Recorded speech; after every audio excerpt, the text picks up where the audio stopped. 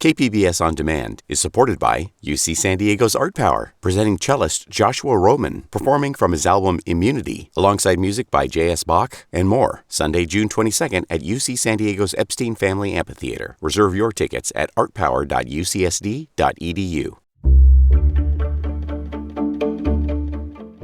Good morning, I'm Debbie Cruz. It's Monday, November 20th. A church has opened its doors to asylum seekers. We take you there later in the show, but first, let's do the headlines.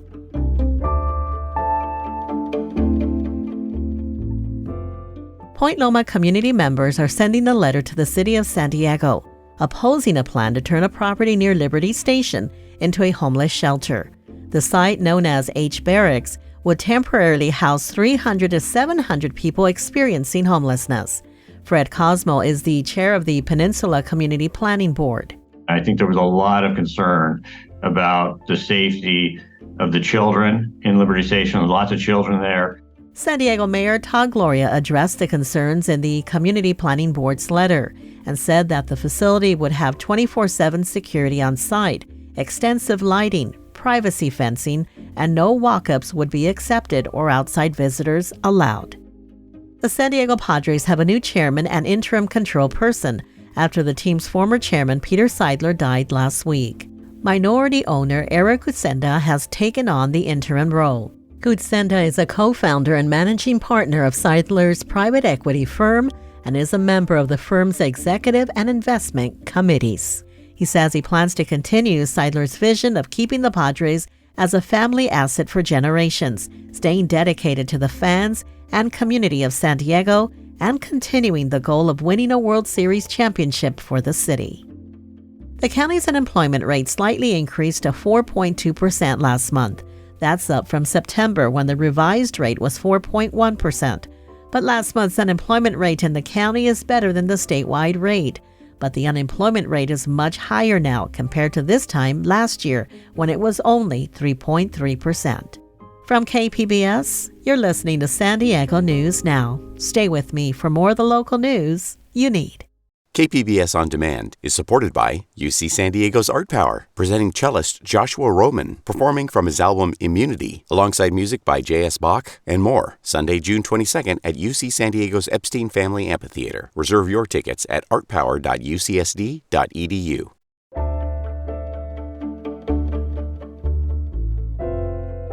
Growing numbers of asylum seekers are arriving in the county, and government resources are not keeping up. Reporter Katie Hyson recently visited a local church that opened its doors. It's rainy and cold, but when the lid is raised off the homemade chicken soup, steam fills the air. About 35 migrants gather at Our Lady of Guadalupe Church in Logan Heights for dinner, a place to sleep and breakfast in the morning. Jose Gregorio Castillo Quiñones has been here almost since the shelter opened last month.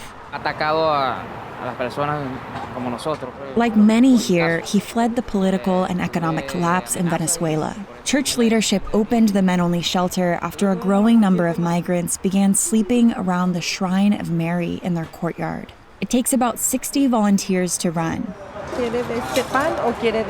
including Isela Castro. They're just here trying to make a better life, and that's what my grandparents did when they came here, and I think we all see ourselves in them. The church's community room isn't meant to be a shelter. Some shower with a hose in the yard, but their priest said Jesus was very clear: care for migrants. Like many local shelters, it's at capacity. The county's Migrant Welcome Center, which serves more than 500 people daily, is expected to run out of funds next month. Katie Hyson, KPBS News.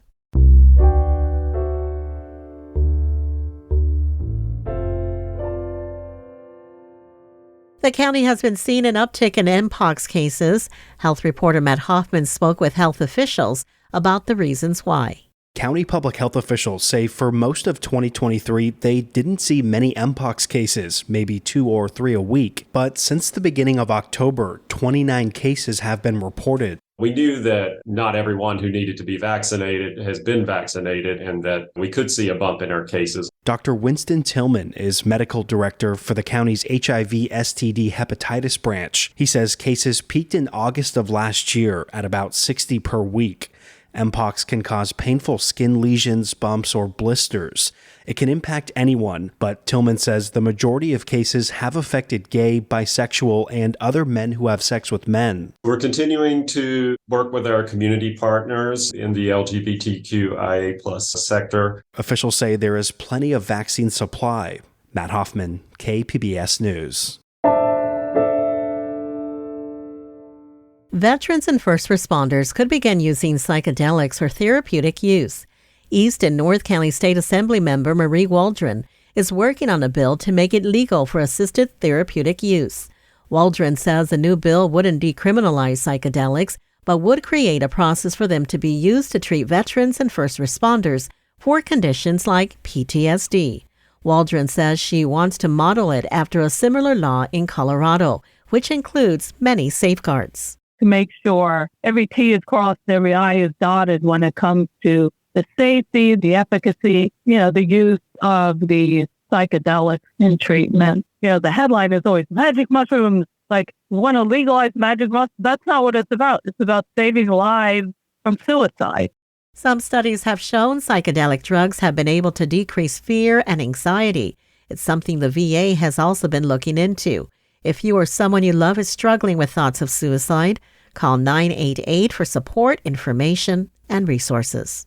The Air Force has updated its training curriculum with a new focus on resilience and wellness. It's teaching recruits about stress management, balance, and positive lifestyle habits to better prepare them for the uncertainties of war. Carson Frame reports for the American Homefront Project. You're going to fall in behind this line, understood? When Air Force trainees step off the bus for basic training at Joint Base San Antonio-Lackland, they undergo a rigorous introduction to military life, where they learn about principles like discipline, physical fitness, and teamwork. Everything will be yes, sir, no, sir, thank you, sir, yes, ma'am, no, ma'am, thank you, ma'am, yes, sergeant, no, sergeant, thank you, sergeant, from this point forward, understood? Yes, sir. All right. It's a stressful transition.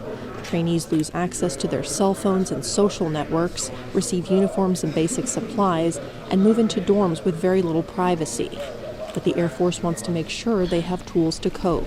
What is resiliency in your own words? Someone raise your hand. On the first full day of basic training, the booming voice of Master Sergeant Federico Arriaga washes over an auditorium full of brand new trainees. Anybody already homesick?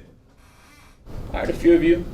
The lady in the bag's missing the kids. Arriaga sounds less like a drill instructor and more like a coach, urging the trainees to rely on one another and pull strength from challenges they've overcome in the past. Wanting to go home is normal reaction to stress, so believe in yourself, stand firm, and you will be successful. He even gives them tips to relax their bodies when faced with stress. Some techniques to consider. The first one's going to be tactical breathing. Slow, deep breaths in and out through your nose. Courses on stress reduction and resilience have been part of Air Force basic training for years, but now they're among the first things recruits encounter. Colonel Billy Wilson, head of the 37th Training Group, says the goal is to shape airmen into self-confident problem solvers, qualities he hopes will stay with them throughout their Air Force careers. It's about giving the trainees an opportunity to get a better sense of self and what that actually means in the profession of arms. In an era when threats can emerge quickly, the Air Force wants airmen who can handle the physical and emotional stresses of high-intensity operations and be decisive in complex, changing environments. Colonel Daniel Cassidy is the Director of Human Performance for the 37th Training Wing, and he helped design the Air Force's basic training curriculum. I think the Air Force particularly is populated largely by persons who have technical expertise, and so there's a lot of decision-making power that's delegated down to frontline airmen. 1, 2, 3. Cassidy says resilience comes from combining problem-solving skills with positive lifestyle habits. He adds that it's important to teach airmen about how sleep hygiene, nutrition, proper exercise form, and stress management affect performance. We put trainees on a schedule which allows them to appreciate what it's like to optimize these health behavioral inputs across 7.5 weeks of basic military training. After just a few days at basic training, some new airmen were already wrestling with the concept of resilience and how to apply it. Sage Ware worried about whether she would be able to pass the physical fitness test. This is my goal. I'm going to drive. I'm going to be resilient. I'm not going to let me not knowing how to do so many push-ups right now, I can't let that bring me down this whole time. I've learned a lot, actually. For others, like Esteban Gonzalez, the biggest hurdle is homesickness. He's getting through it by talking with others in his training group and reflecting on why he chose to join the Air Force. Everyone at BMT is going through something. I know people that have a wife and children back at home, and it's very hard to cope and persevere. But it's just something you have to do, and you have to remember your why and who you do it for, what you do it for. He says perseverance is about fighting through challenges and realizing you'll be okay in the end. I'm Carson Frame in San Antonio. That story was produced by the American Homefront Project, a public media collaboration that reports on American military life and veterans. Coming up, we have a follow-up to a story we brought you over the summer about two young San Diego friends who recreated a vintage piano. We'll have details on where the piano now lives and more just after the break.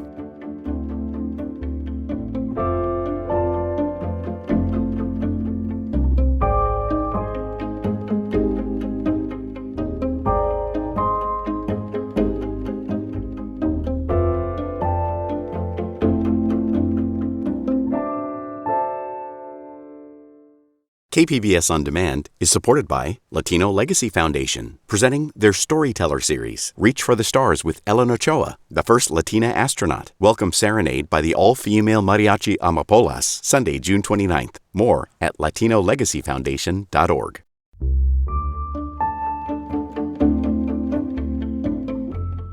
The Super Bowl of horse racing is coming to Del Mar. The track has been chosen as the Breeders' Cup location for next year and 2025. Reporter Jacob Ayers says the event is expected to boost the local economy. Welcome to Del Mar.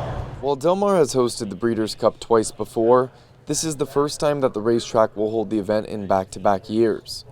It's expected to draw tens of thousands of fans and boost the local economy, says San Diego North Economic Development Council CEO Eric Ruvold. Any event like that, the Breeders' Cup, an all-star game, a Super Bowl, one of the great things that it does is it brings new dollars into our region. So those are people who might not otherwise visit San Diego. Del Mar's previous Breeders' Cup events in 2017 and 2021 drew roughly 115,000 fans combined. And a study by Sports Management Research Institute says the 2017 event generated an estimated $96 million across San Diego County. Jacob Ayers, KPBS News. And now a happy ending to a story we first brought you this summer. It's the story of two young San Diego friends who renovated and recreated a vintage upright piano. Education reporter M.G. Perez says the piano has now found its forever home at Marcy High School in Claremont.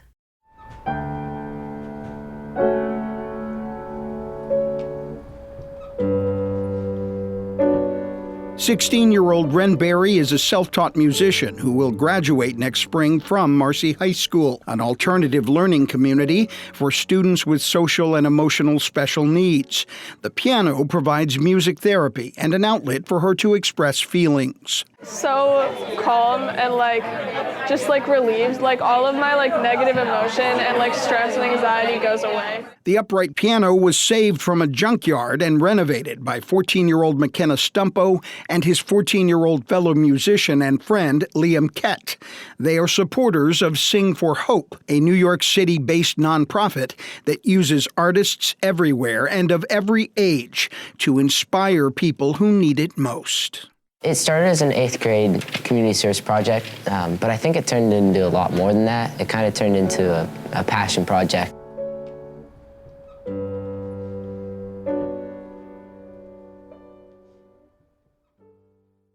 That was McKenna Stumpo, You can find out more about the project by going to singforhope.org.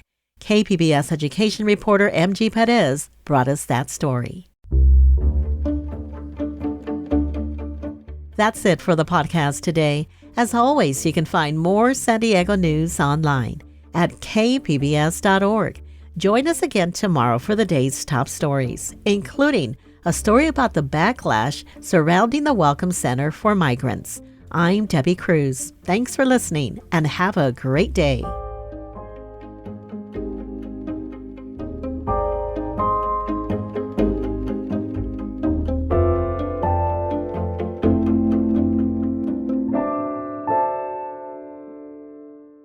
KPBS On Demand is supported by UC San Diego's Art Power, presenting cellist Joshua Roman, performing from his album Immunity, alongside music by J.S. Bach and more, Sunday, June 22nd at UC San Diego's Epstein Family Amphitheater. Reserve your tickets at artpower.ucsd.edu.